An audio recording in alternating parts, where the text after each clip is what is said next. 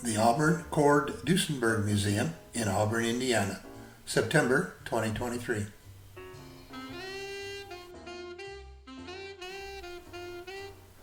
The Eckhart Carriage Company had its humble beginnings in the parlor of the family home. The first buggy that led to success was built by Frank Eckhart in the parlor that was converted into a shop. The business soon outgrew the parlor, and one by one additions to the house's 5-acre lot were added. The business continued to grow and provided the basis for the formation of the Auburn Automobile Company. Both this buggy and the 1904 Auburn were produced in the same factory.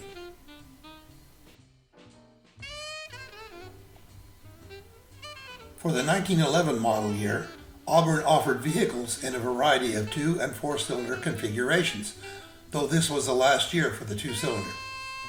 The pride and joy was the redesigned 40 series. This vehicle is the highest priced and heaviest Auburn of the year. The Model N 4-door touring car with 40 horsepower, this large touring car had plenty of power to go and only 2-wheel mechanical brakes to stop.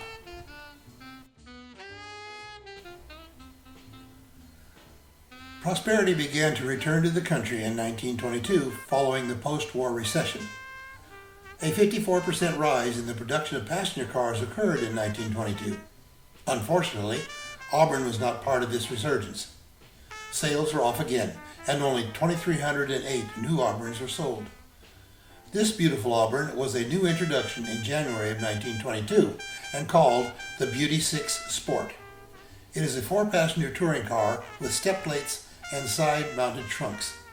It was the flashiest of the different Auburn models built at that time.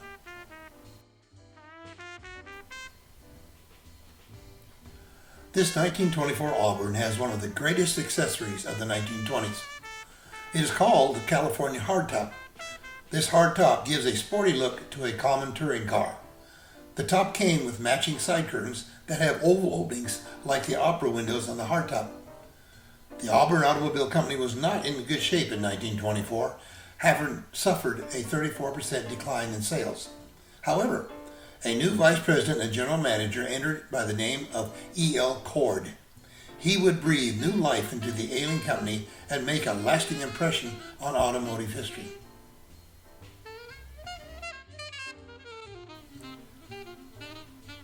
Automobile enthusiast Barron Jr., Miles, and Sam Collier of New York's Collier Advertising dynasty were instrumental in forming the Automobile Racing Club of America in the 1930s. This 1932 Auburn Speedster was owned by Sam Collier, who nicknamed the car Beelzebub.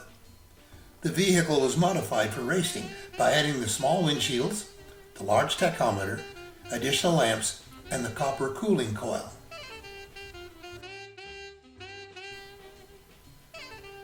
The Auburn 12-cylinder line was introduced in 1932. It was a tremendous value and the least expensive 12-cylinder automobile ever marketed. The Auburn Automobile Company executives felt that marketing a 12-cylinder vehicle in a price class dominated by 8 cylinders would ensure success. Unfortunately, the Auburn 12s never sold in sufficient numbers. This car features a very nice original interior. This 12-cylinder coupe was originally priced at $1,545, and then the price was reduced to $1,105.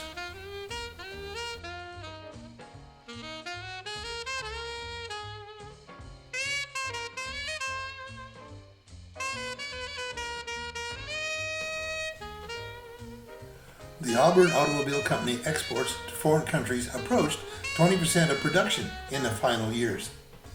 This Model 852 Phaeton's first owner lived in Nicosia, Cyprus.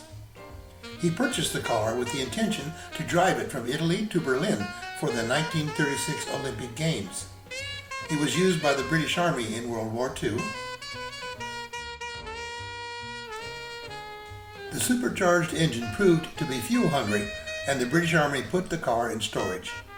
It was brought back to the United States by classic car-loving servicemen. It eventually found a home at the Auburn Cord Duesenberg Museum.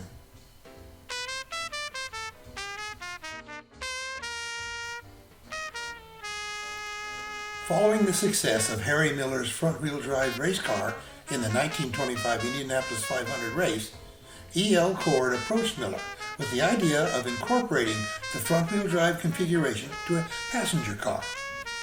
With Miller's help, the Cord L29 was introduced in August of 1929. It became America's first successful, mass-produced front-wheel drive automobile. The Lycoming straight-A engine was installed in reverse, which placed the transmission and differential in front of the engine to power the front wheels.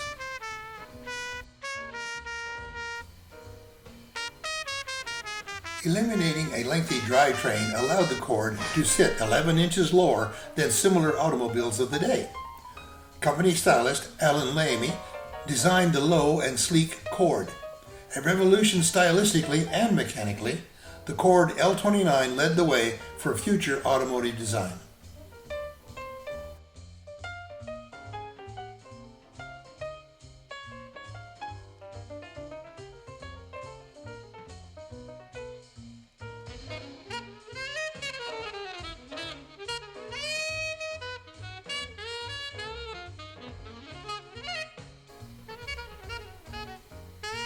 The Ruxton is an incredibly rare classic that was a contemporary front-wheel drive vehicle to the Cord L29.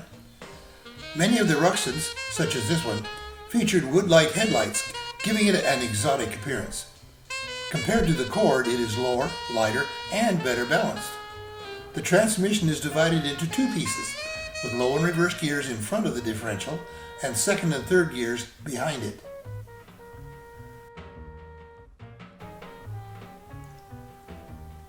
The Ruxton used the Griffin, a creature with an eagle's head and wings on a lion's body, as the company logo. This mythical creature is said to be a powerful protector of wealth. This symbolism is carried through on the radiator cap and on the headlights.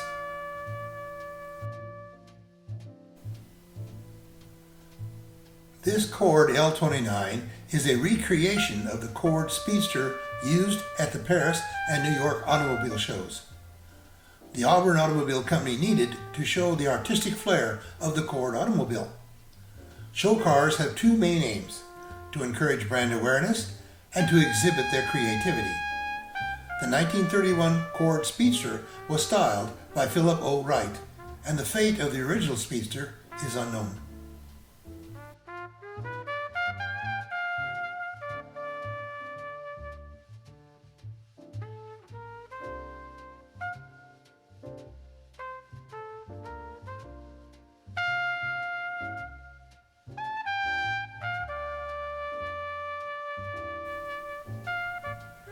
When the Auburn Automobile Company decided to proceed with the Cord project, the goal was to exhibit the new vehicle at the 1936 auto shows. President Roosevelt requested the shows be moved up to early November from the January dates. The Automobile Manufacturing Association only allowed production vehicles to be exhibited. Production vehicles defined as a vehicle that had been made in a quantity of at least 100.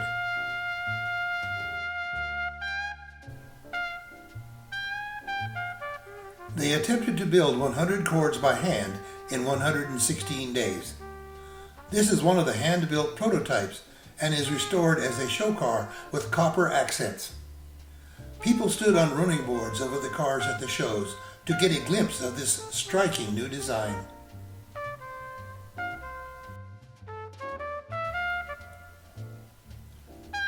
Josh Maltz was an ambassador of the Cord automobile. He and his wife Betty drove this Cord to the coast of California and to the shores of the Dead Sea. Its mileage currently stands at 115,000.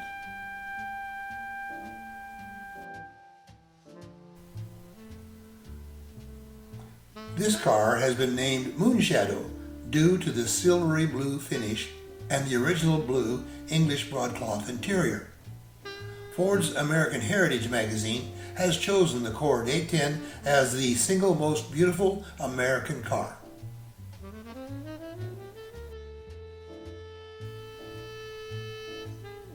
There were approximately 3,000 Cords built in 1936 and 1937, but only 3 were hardtop coupes, and only one was built like this. Robert Stranahan, president and co-founder of Champion Spark Plugs, commissioned this one-of-a-kind cord. Unique features include Auburn headlights, a padded leather top, Auburn hood ornament, and LaSalle vent ports on the side of the hood.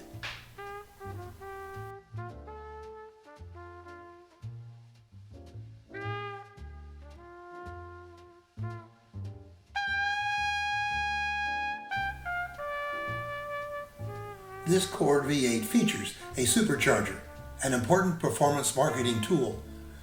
The supercharger enhanced the capabilities of the engine, increasing acceleration and top speed.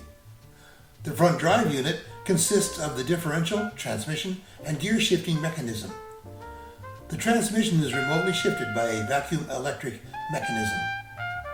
The engine uses many aluminum castings, such as the cylinder heads, intake manifold, and supercharger. This allowed the engine to be lighter and dissipate heat quicker.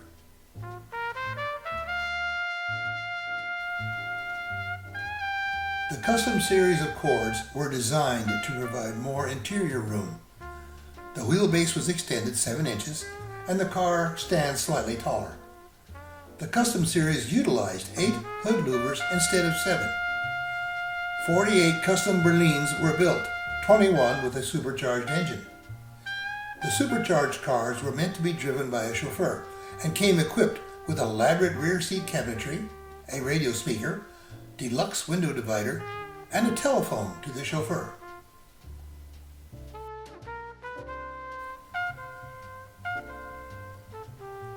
Only 27 custom Berlines are known to exist today, with only 9 equipped with a supercharged engine.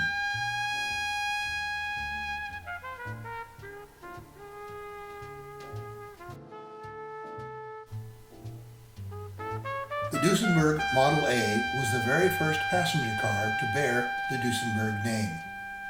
This is the very first Duesenberg sold, ordered by Samuel Castle of Hawaii in 1919. It was not delivered until 1921.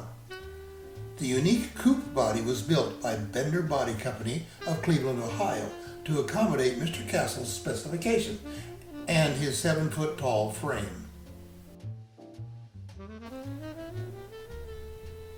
This Duesenberg remained in the Castle family for 99 years, until it was donated to the Auburn Cord Duesenberg Automobile Museum in 2019.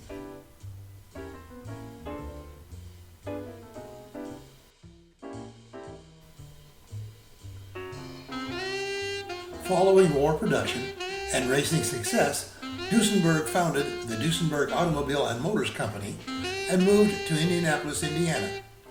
Production of the Model A began in 1921. They included several industry firsts for passenger cars from their racing success, including 4-wheel hydraulic brakes and a single overhead camshaft straight 8-cylinder engine. Approximately 650 Model A's were built.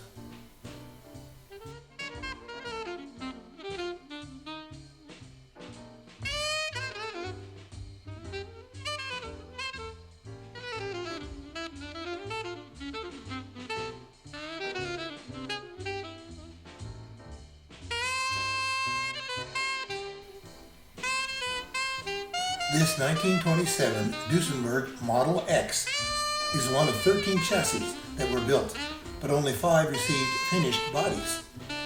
This Phaeton coach was built by Lock & Company of New York. It is believed that this Duesenberg made appearances at various auto shows in 1928 to keep the Duesenberg name in the public eye.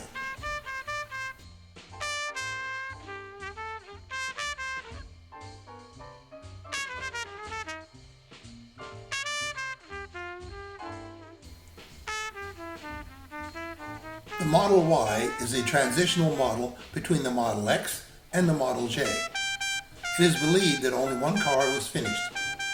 The body is believed to have been built in-house. As a prototype, the chassis was destroyed and the body mounted on a Model A chassis.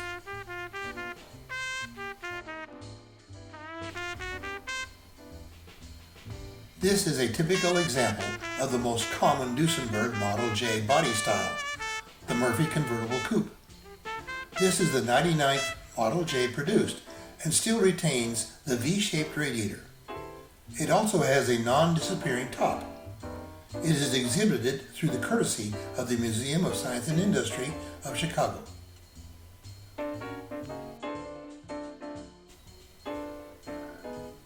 This Duesenberg features a Murphy body on the long wheelbase chassis.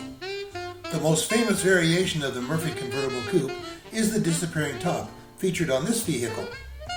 When the top is down, it is stored under the deck lid, so none of the fabric or folding mechanism is visible.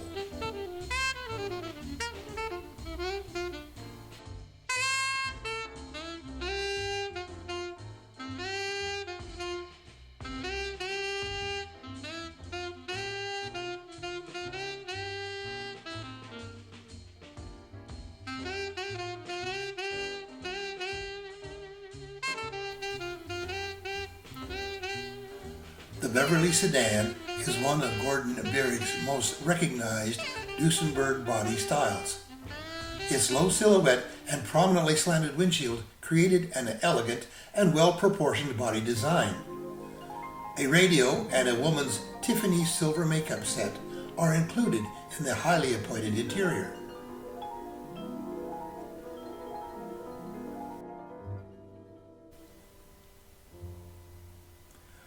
This 1934 Duesenberg Model J dual cowl phaeton is a real doozy. The Legrand phaeton body was designed by Duesenberg's in-house stylist, Gordon Bierig. Note the dual windshields mounted on the cowlings. The rear windshield protected the passengers from the wind and also folded forward.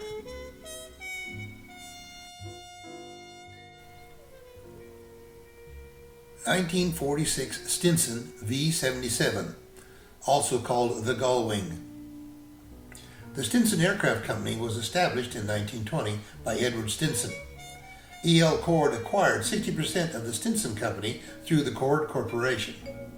This aircraft has been completely restored, including a wooden instrument panel and lace curtains.